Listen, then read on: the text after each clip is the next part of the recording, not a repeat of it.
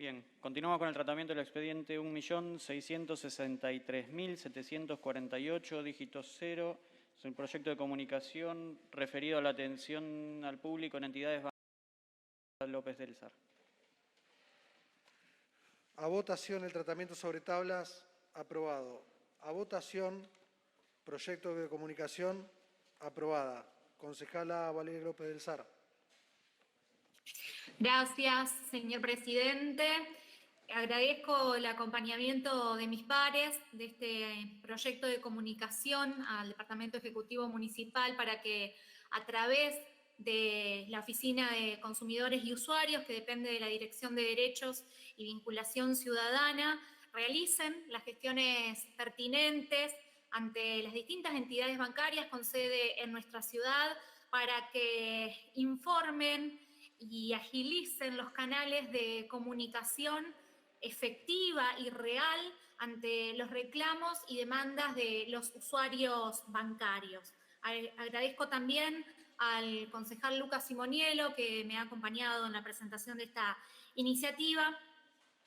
Y quiero hacer hincapié, señor presidente, en que este es un tema de trato digno al consumidor, así como está legislado en nuestra legislación nacional, en el Código Civil y Comercial de la Nación, en la Ley de Defensa del Consumidor 24240, también en una ordenanza local, la 12196 de trato digno a los consumidores y usuarios. Esta legislación está siendo incumplida en este momento con la excusa de la pandemia por muchas entidades bancarias y es lo que ha motivado la presentación de esta iniciativa en el Consejo. Quiero mencionar cuáles son los principales reclamos y que es un denominador común de las distintas entidades bancarias. No están atendiendo a los usuarios que a través de los distintos 0800 como líneas telefónicas habilitadas por las entidades bancarias brindan para realizar reclamos.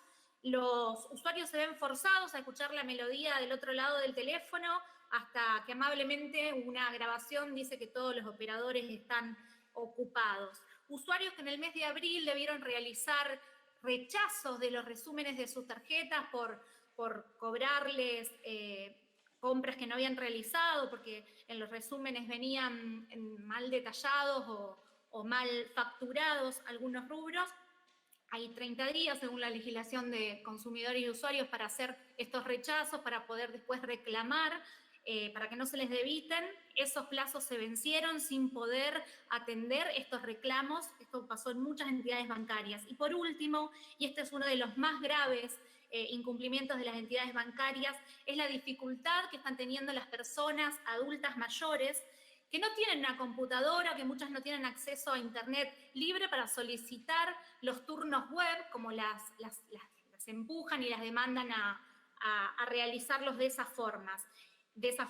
Tampoco logran, obviamente, como lo decía anteriormente, la atención telefónica para que puedan solicitar un turno. Y esto es un denominador común que también sufren las personas que son víctimas de la brecha digital y que no pueden acceder a distintos medios tecnológicos o digitales para solicitar un turno web, por ejemplo. Reitero, este es un tema de trato digno al consumidor. Muchas gracias. Gracias, concejala. Comunicación. A votación la preferencia número 13 con despacho de las Comisiones de Desarrollo Social y Gobierno. Proyecto de comunicación aprobado. Concejala Valeria López del Sar. Quería agradecer a todos mis pares en el acompañamiento de este proyecto para solicitar al Laboratorio Industrial Farmacéutico de la provincia, el LIF, que evalúe y arbitre los medios necesarios para la producción de repelentes efectivos para disuadir este mosquito, el Aedes aegypti, que es el principal transmisor de las enfermedades como el dengue y la chikungunya, que tanto están afectando a nuestra ciudad y, bueno, a toda la zona de nuestra provincia. Me parece oportuno traer a colación algunos datos actualizados en cuanto a este tema del dengue, relativos al informe epidemiológico publicado por la provincia de Santa Fe, que nos pone en evidencia un poco estas enfermedades que nos afectan año tras año. Este 2020 se han notificado al Sistema Nacional de Vigilancia de la Salud más de 6.700 casos, de los cuales 4.500, que implica casi un 70%, resultaron confirmados de dengue, probables un 1% y un 9% solamente descartados, y todavía se encuentran bajo estudio un 23% de los casos. Se han registrado en este periodo más de 3 fallecimientos a causa de dengue en nuestra provincia, y también es preocupante el promedio de edad de afección de estos casos. En los hombres es cerca de 35 años y en las mujeres un promedio de 34 años. Y como decía, se observa año a año un aumento de estos casos, y sobre todo de los casos que son autóctonos, que no están relacionados con viajes de las personas contagiadas hacia otras zonas del país o fuera del país. Esto evidencia la necesidad justamente de solicitar que nuestra provincia, contando con un laboratorio como el que contamos, puedan desarrollarse y producirse estos repelentes. La situación en el departamento, la capital, va detrás de otros departamentos de la provincia que tienen una situación más grave, como General Obligado, el departamento Rosario, en tercer lugar el departamento Castellanos, y la capital, con 234 casos hasta el 21 de mayo, está en cuarto lugar. Como decía, año tras año se observa un aumento de los casos de dengue, y esto está relacionado con el desmonte, con la deforestación, con el cambio climático que sufrimos, y esto necesita que los distintos actores involucrados en este tema tomemos con la mayor celeridad posible cartas en el asunto. Por eso, con esta iniciativa se ha fusionado con la de MIPAR, la concejala Jorgelina Mudalel, por tratarse de iniciativas que compartían el mismo espíritu, y insistimos para que el LIF desarrolle y pueda producir este repelente con esta clara indicación de la especificidad que sea contra este mosquito puntual, que es el transmisor de dengue y chikungunya, para prevenir más casos de contagios en la provincia. Muchas gracias, señor presidente. Gracias, concejala. Valeria López del Sar está pidiendo la palabra.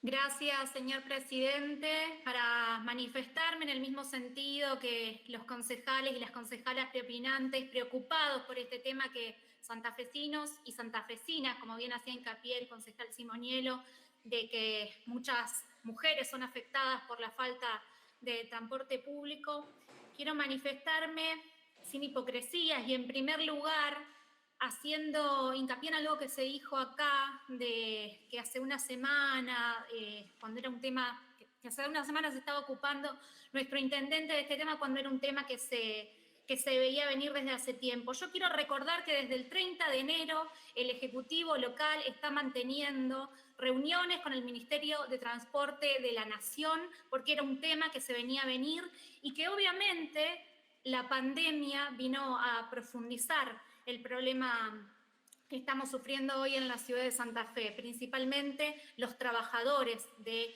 las empresas de transporte público de pasajeros. Y en segundo lugar, también los usuarios y las usuarias de este sistema de transporte público. Y quiero hacer referencia a algunas historias que a lo largo de estos 17 días que no contamos con este servicio esencial, muchas usuarias nos escriben por las redes sociales. Milagros, por ejemplo, una chica joven de 20 y pico de años que es cajera de un supermercado de nuestra ciudad, que no le abonan, obviamente, los 300 pesos diarios que le sale el remis para venir del Pozo a trabajar a la ciudad de Santa Fe.